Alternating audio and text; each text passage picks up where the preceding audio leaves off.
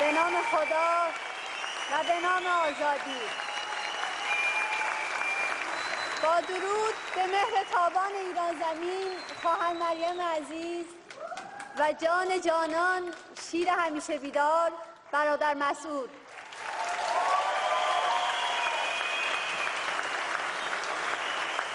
با درود به همه مجاهدان اشرفی، با درود و هزاران درود بیکران به شهیدان پاکباز راه آزادی، به 30,000 گل سرخ سربدار و سلام به مهدیه و اکبر عزیزم که هر نفس با منند. با سلام به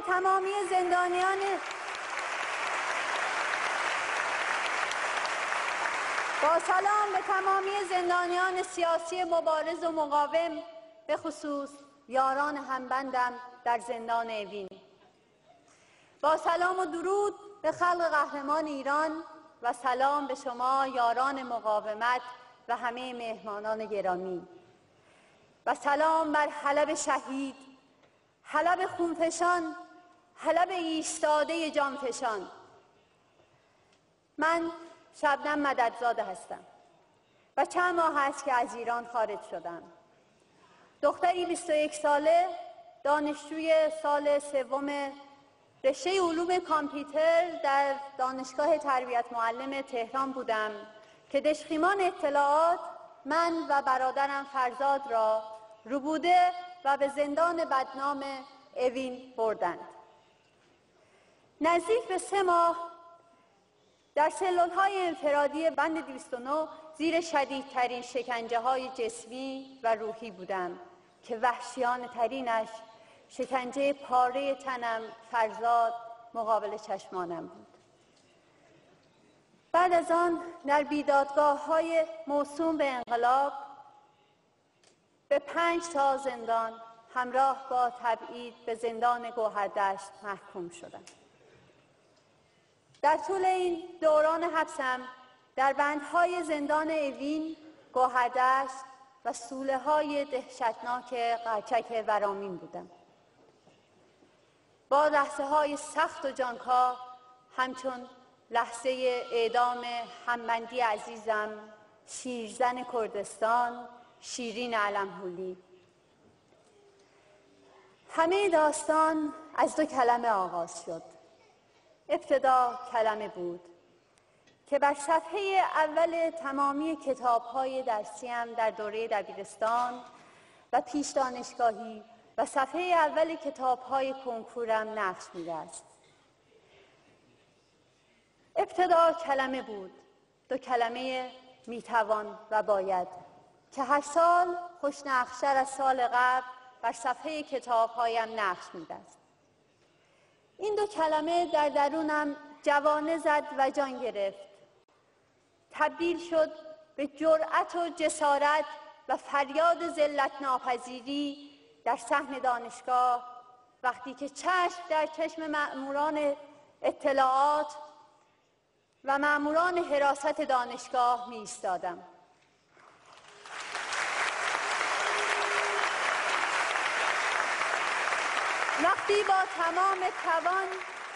وقتی با تمام توان همصدا با یاران دبستانیم از آخرین سنگر آزادی دفاع می کردم.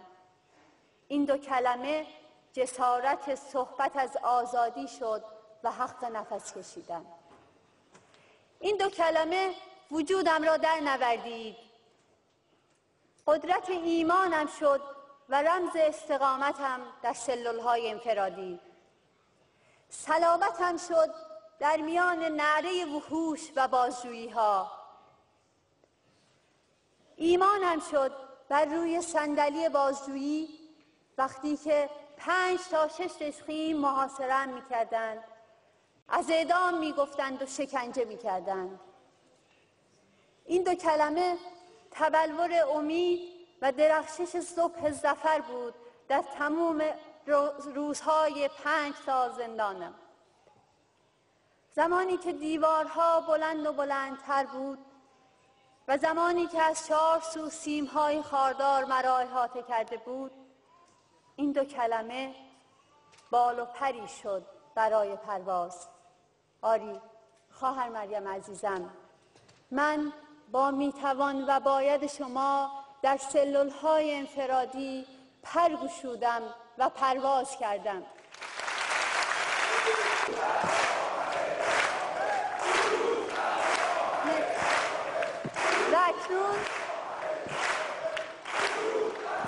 و اکنون اینجا با تکیه بر وجود شما که تبلور کامل میتوان و باید است، چونان قطره شبنمی از سرچشمه نگاه جوشان شما که یقین است و باور است، به موجهای خروشان دریای مجاهدین پیوستم تا به اوج برسم.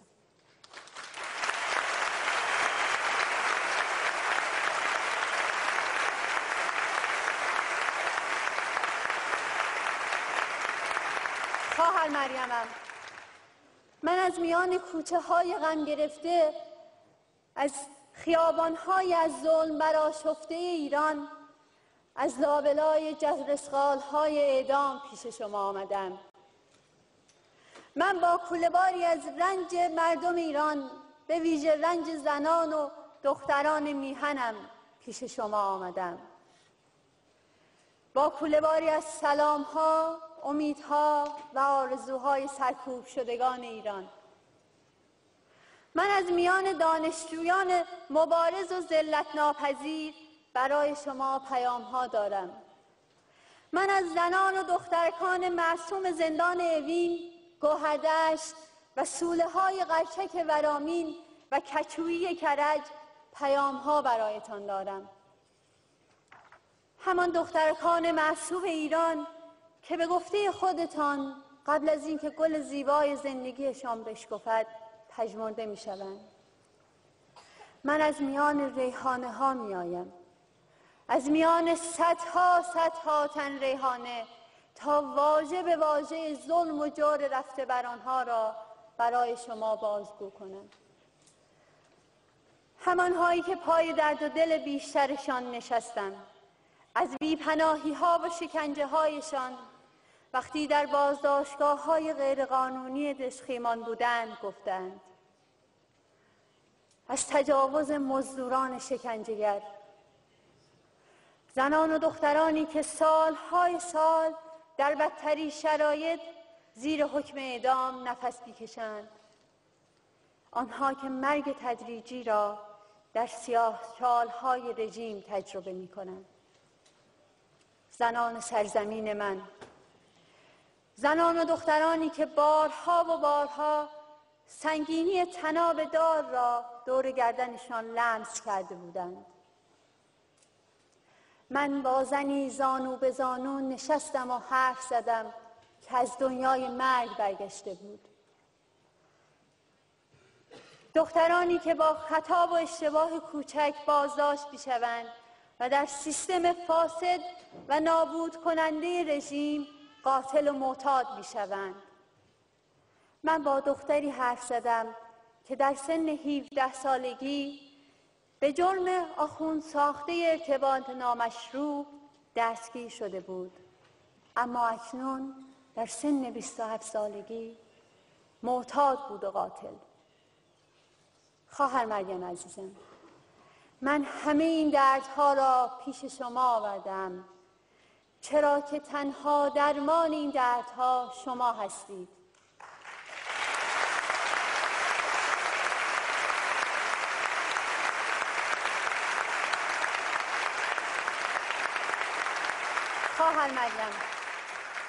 خواهر مریم عزیزم، من تمامی آن سالها، آن رنجها، آن دردها، آن اشکها و سوزها را بر روی دوشم قرار دادم تا سنگینی مسئولیتم را همیشه با خود داشته باشم، تا لحظه مره در تلاش و مجاهدت باشم، تا سیمرغ رهایی ایران را به سرزمین شیر و خورشید ببرم.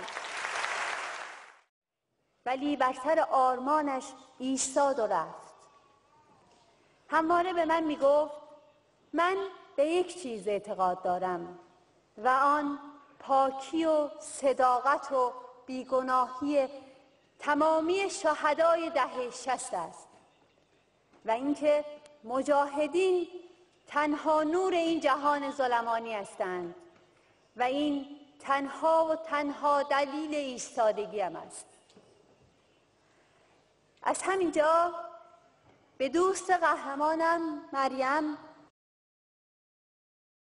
که همانطور که در آخرین وداعمان در جلوی در بند زنان زندان اوین به او قول دادم همیشه همراهش باشم و صدایش شوم، در این دادخواهی کنارش ایستادم، صدایش را به گوش دنیا خواهم رساند و به تمام روزهای تلخ و شیرینمان در زندان سوگند که همراه با جنبش دادخواهی خواهر مریم که اکنون در اوج شکوفایی است در تلاش باشم تا رژیم ددمنش آخوندی را بر سر اعدام هزاران هزار انسان بیگناه پای میز محاکمه بکشانیم.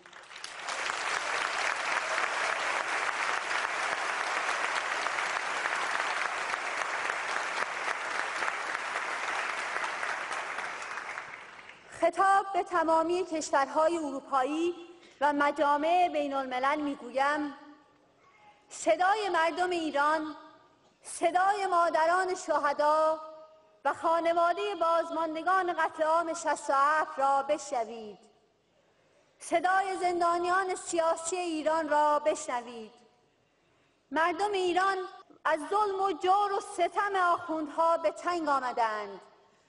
آنها به هیچ جناح و رنگی در این رژیم دل نبستند که این رژیم یک رنگ دارد و آن هم خون هزاران هزار انسان بیگناه است که می‌ریزد. مردم ایران رابطه و معامله با این رژیم را محکوم می‌کنند و این پیام را دارند که با ادامه این رابطه و با سکوت شما چوبه های دار جدیدی در خیابان‌های ایران برافراشته می‌شود.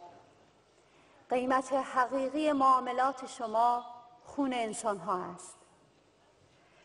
مردم ایران یقین دارند که سرنگونی این رژیمی که کمر به نابودی انسان و انسانیت بسته است، به دست سازمان پر افتخار مجاهدین و شورای ملی مقاومت محقق خواهد شد. و به برادر مسعود عزیز، برادر مسعود، وقتی در آهنین سلول 15 بند 209 زندان اوین به رویم بسته شد، کلام مولایمان علی با طنین صدای شما بود که در گوشم پیچید که کوه‌ها به جنبند تو مجنب، و من این را با خط درشت بر روی دیوار سلولم نوشتم. برادر مسعود، من در سلول‌های انفرادی لحظه هایم را با آموزه های حرف های شما پیوند زدم تا سربلند بمانم. برادر، ما در عتاب تو می شکفیم، در شتابت. ما در کتاب تو می شکفیم، در دفاع از لبخند تو. و الان با تکیه بر انقلاب مریم در جنگ با تشخیم پرچم مهدیه و اکبر را به دست میگیرم و بر تلاش و مجاهدت برای آزادی مردم ایران سوگند میخورم که تا آخرین نفس، تا آخرین قطره خون مجاهد بمانم و مجاهد بمیرم. حاضر، حاضر، حاضر.